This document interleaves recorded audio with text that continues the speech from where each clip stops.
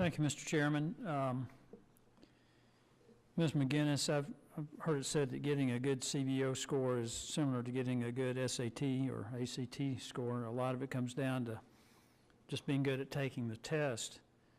Can you discuss some of the budget tricks and gimmicks commonly used to get favorable CBO scores? And if you can, I've got a couple of things I want to point out.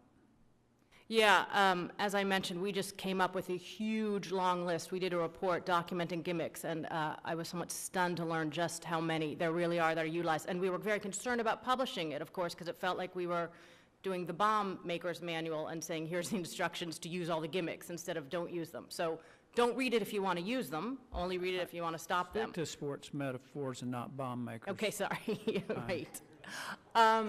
So I think the most important one is timing expirations, right? When you have things that expire, which aren't intended to expire. After this, I'm going to talk about tax extenders. Tax extenders is a perfect example where things that aren't paid for plan to expire, and then when it comes due, we say, well, we need to extend these, and we shouldn't pay for them, even though they weren't paid for before.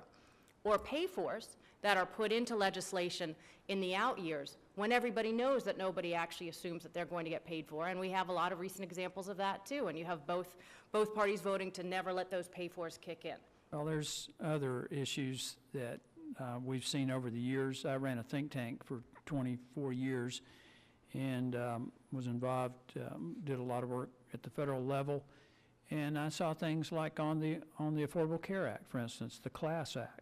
The Class Act was a big timing gimmick, Yeah, a huge timing gimmick. Yeah, it was a joke, but the CBO allowed itself to be manipulated into that, and to show less of a negative impact on the federal deficit.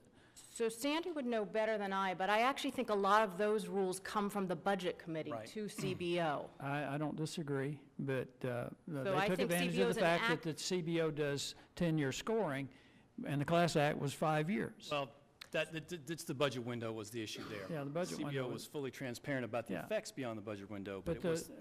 CBO's got to have the ability and take the responsibility to point these things out. And I'll give you another one. So I do think, though, the way that it works is that the rules are given to CBO, and the question is if CBO is following those rules, and then what rules should we change? And there are many that should be changed. I'm going to make a closing statement about that because I think this is right in line with what we're trying to do with the Budget Reform and Appropriations Task Force to fix this, because the CBO is under certain rules and guidance that I think hampers its ability to do a better job. But I'll give you another example of a gimmick was Waxman-Markey.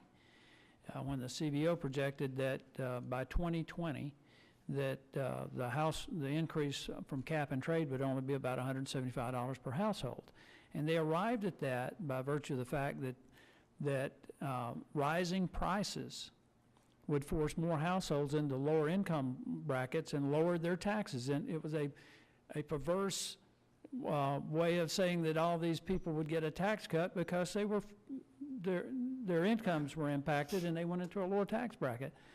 That, to me, that's the gimmick of all gimmicks, Mr. Chairman. And at that one, and certainly I would not accuse the CBO of being political, but that there seemed to be some bias there toward that legislation to try to sell it, and that could have been from the Budget Committee as well. I don't know. That was in 2010. If I can respond briefly, I don't recall the specific circumstances of that, but what I can tell you is CBO goes through a process of estimating legislation as it's drafted. This could have been part of an iterative process for drafting legislation. They're using the underlying baseline assumptions they would normally use, economic assumptions. I'm sure there's lots of uncertainties, but it was based on the legislative language that they put in front of them to estimate. I was very involved in that, and I won't get into the real numbers and how it would impact people, but I grew up dirt poor, so I paid potential of specific attention to things, how it impacts lower income families. And it would have, in terms of as a percentage of their disposable income, the bottom quintile would have been 5 times higher than the top quintile. The point I want to make in closing is, and Mr. Chairman, I think this again will be helpful for the work that the Select Committee's doing, is that the CBO is under certain rules that prohibit them from doing better analysis. In my opinion, for instance, they're prohibited from taking into account savings that arise from efforts to combat waste. And my pet peeve right now is improper payments. And then in other areas where it requires a front-end investment, it might be more technology, upgrading technology, they score that as a cost without taking into account the savings. And I really think that this is a way that we can help the CBO, and particularly in the work being done by the Select Committee. So I don't blame the CBO for all of its failures, but I do think we've got to eliminate the gimmicks, and we've got to put them in a position where they give us accurate estimates. With that, Mr. Chairman, I yield back. Mr. Bergman, Michigan.